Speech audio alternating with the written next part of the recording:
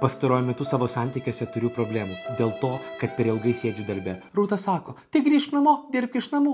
Kaip aš galiu dirbti iš namų prie tokio setupo? Kėdė, ant kurios po 30 minučių subinė sulys į nugarą. Viso labo vienas ekranas, kuris nėra didelis ir prie jo negaliu būti produktyvus. Ir kompiuteris, kurios specifikacijos keičiasi kas mėnesį laiko, pavargau iš naujo įrašinėti žaidimus, įrašinėti Windowsus ir taip toliau.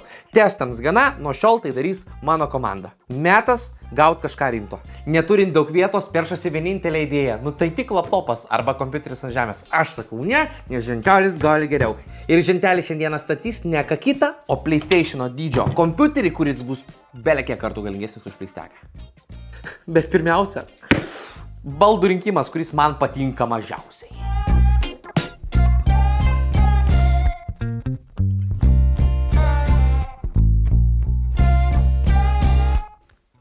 Kiek užtrukom? Pusę valandos.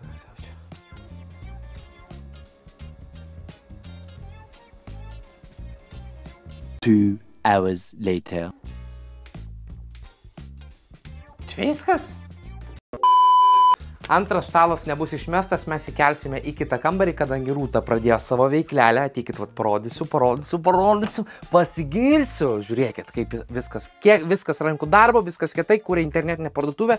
Tai jai tiesiog reikia irgi stacionarios darbo vietos su atskiriu ekranu, tai seną ekraną ir stalą panaudosim štai šioje vietoje, tik reikia sugalvoti, kur dėsim katės maistą. Seną taburetką pakeis DX-Racer Prince modelio kėdė, tai nieko čia labai neprikomentuosiu par to, kad už tokią kainą, kuri buvo per Black Friday, 200 eurų, nieko geriau rasti nelabai buvo įmanoma. Savo naujajam mažajam kompiuteriui specialiai pasirinkau geriausią, mano nuomonę, žaidimams procesorių Ryzen 7 78X 3D. Kodėl jis geriausias, sužinosit vėliau. Pagrindinė plokštė Mini ATX B650 turi pakankamai funkcijų, kad su ją būčiau ramus. PCIe 4.0 2 TB VD Black SSD. RTX 4070 Ti. Būčiau ją su savo sena RTX 3080, nes jos užtenka pilnai net ir žaidžiant 4K. Tačiau, nors čia neįtalpinau, tai, na, 4070 dėti nenorėjau. Vis tiek, jeigu jau keiti, reikia kažkiek geriau, kadangi man darbe esančios RTX 3090 užtenka per akis. 3070 Ti našumas, kuris yra neprastesnis negu 3090, bus taip pat pakankamas. Na ir faktas, 32 GB DDR5 ramai. Ar man labai reikia DDR5 dėl jų pakankamai nedidelio skirtumo nuo DDR4? Nelabai. Tačiau su AMD, skirtingai nei su Intelio, pasirinkimo aš neturiu. Ir vienintelis dalykas, kuris dar iki galo man yra aiškus, tai būtent Ryzen 7 aušinimas, kuris yra iš Noctua. Kadangi taip pat turime mažą korpusą ir sąlyginai karštą procesorių, tai turiu šios du aušinimus. Pirmiausia, aišku, šiaip melsiuos, kad NH-L12S aušinimas tilptų, nes jis yra didesnis, tai šitą procesorių tikrai aušins geriau, nes su šituo greičiausiai mes turėsim problemų. Tai kodėl, mano nuomonė, šis Ryzen 7 8X 3D procesorius yra geriausias žaidimuose? Pirmiausia, reikėtų atsižvelgti ne tik į patį konkrečiai našumą, dėl to, kad i9 13 kartos gal 1–2% yra geresnis, tačiau čia slypi dalykai, apie kuriuos kiekvienas turėtų pagalvoti. Šis procesorius, skirtingai nei i9, įvyja perpus mažiau elektros. Dėl šios priežasties jisai kaista mažiau. Jeigu aš norėčiau tokio dydžio sistemą įdėti į i9, tai būtų paprasčiausiai neįmanoma, nes šis procesorius tiesiog neatsivėsina. Kitas dalykas, šio procesoriaus kaina, lyginant su i9, yra 200 eurų mažesnė. Tai aš sutaupau nuo procesoriaus praktiškai už tą patį našumą 200 eurų. Toliau, man reikia mažesnės aušinimo sistemos, aš sutaupau dar bent 100 eurų. Ir trečias dalykas, 14 kartos Intel procesoriai parodė, kad jų architektūra jau yra išsisėmus. Dėl to jiems reikės naujų pagrindinių plokščių, naujų procesorių su kita ateinančia karta. Todėl jeigu tu pasiimsi šiai dienai 13 kartos i7 ar i9, tobulintis ateityje galimybės dėja neturėsi, skirtingai nei su šiuo i7, kuris dar tik tais yra pirma generacija. Tai bent dar 2 ar 3 procesorių linijos greičiausiai bus išleistos ant esamų pagrindinių plokščių ir tau beliks tiesiog pasikeisti procesorių. Na ir dar vienas dalykas, X3D modeliai nėra labai reiklus ramams. Apskritai, aš jums nerekomenduoju dėti labai greitų ramų, dėl to, kad skirtumas tarp vienu iš lėčiausių DDR5 ramų ir greičiausių yra toks mažas, kad geriau investuokit pinigus į geresnį procesorių arba į geresnę vaizdo plokštę. Čia yra 6000, bet iš principo pirmieji pasirodė Ryzen 7 8X 3D procesoriai nenorėjo draugauti net ir su 6000 MHz, kompiuteriai crashindavo, todėl Todėl net ir ant pačių žemiausių ramo greičio veikia taip pat gerai, kaip didintukai su didesniais negu 6000 MHz. Pasižiūrėkit, kokia šio procesoriaus aušinimo keista iš pažiūros forma. Ventiliatorius yra apačioje, dėl to, kad nesiliestų kažkur prie korpuso, bet mes turim pakankamai didelį aušinimą su 4 heatsinkais.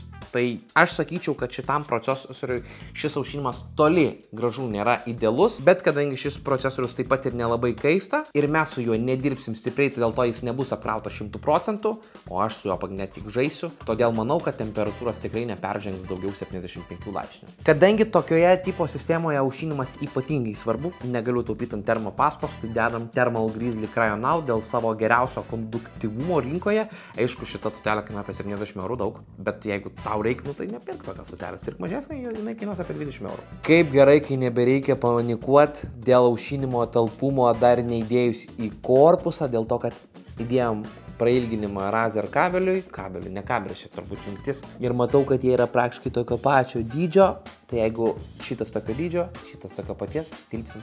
Šiaip, jeigu reikėtų kažką rekomenduoti iš aušinimo sprendimų, šiaip orinių, tai pirmiausia turbūt būtų Noctua A, dabar eina Deepcoolis į tą pusę, bet Noctua A vis tiek daro tai, ko nedaro kiti. Aišku, tokiuose korpusuose žaidimas su laidais nėra pati maloniausia patirtis, bet susidėsi, stiklo nėra, nieko nebematysi ir pamirši. Sužinau, kad Kornelijus šiandien vis dar nevalgęs, o dabar yra po 6. Nu tai daviau jam rim kompą ir reikia vakarienę pagaminti. Jeigu tu nesistatai žaidimų kompiuterio, tau reikia namų kino sistemos, ne, rimto aparato, tačiau rimtam aparatui tikrai nereikia rimtos vaizdo plokštės, tai tokiu atveju čia galėtum dėti šitą vietą, skysčių aušinimą sistemą procesoriui. O šiaip korpuso viduj, pamiršau prieš dėdamas parodyti, yra 2 berods 14 ir 12 cm ventiliatoriai, kurie paduos šviežią orą į vaizdo plokštę. Tai šiuo atveju, kadangi ir čia bus meša, tai vaizdo plokštė tikrai nemanau, kad keis daugiau negu 73,2 laipsnių. Kompas veikia, ramus rodo. Procikas geras, kol kas 47 laipsniai temperatūra tikrai daug žadanti, tai reikia žiūrėti, kaip seksis toliau. Klaviatūros Shop atsiuntė tiek kilimėlių, tiek klaviatūrų, nors mano senoji klaviatūra nėra tokia bloga, bet reikia pasikeisti, jeigu jau keičiam visą setupą. Jeigu tu ieškai išskirtinės ir svarbiausia kokybiškos klaviatūros, ar tiesiog nori pasikeisti savo klaviatūrų mygtukų dizainą, nori rinktis iš begalės skirtingų kilimėlių, bėgi į klaviatūros.shop ir išsirenki tinkamiausią variantą. Nenoriu aš tenkintis tokia šviesa, nepatogu, nemalonu. Tai kaip aš banano lipsiu. Nedėjau didelių, nedėjau jų daug, dėl to, kad jau kaip užklijuosiu, o būtas ne mūsų, nuomojamas, tai mes čia juos ir paliksim, tai norėjau prasisukti kaip įmanoma pigiau. Tai tikrai rekomenduoju Nanolips Shapes Triangles arba, man atrodo, heksagonai yra mini versija, jų kaina apie 130 eurų ir vat čia pasidėsim.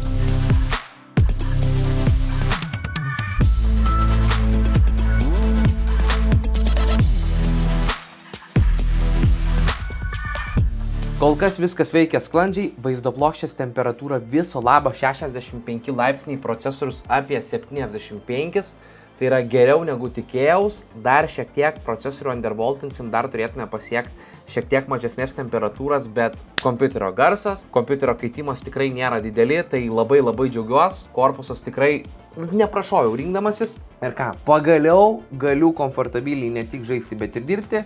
Labai daugiau ką jums turiu turbūt papasakot, nes labai noriu eiti žaisti. Tai publika, visi bėkit, kam patiko šitas video ir dar esat nesubscribinę kanalo, tai padarykit. Dėkoju mūsų šio epizodo rėmėjams Klaviatūros Shop už kietus kilimėlius, už geras klaviatūras.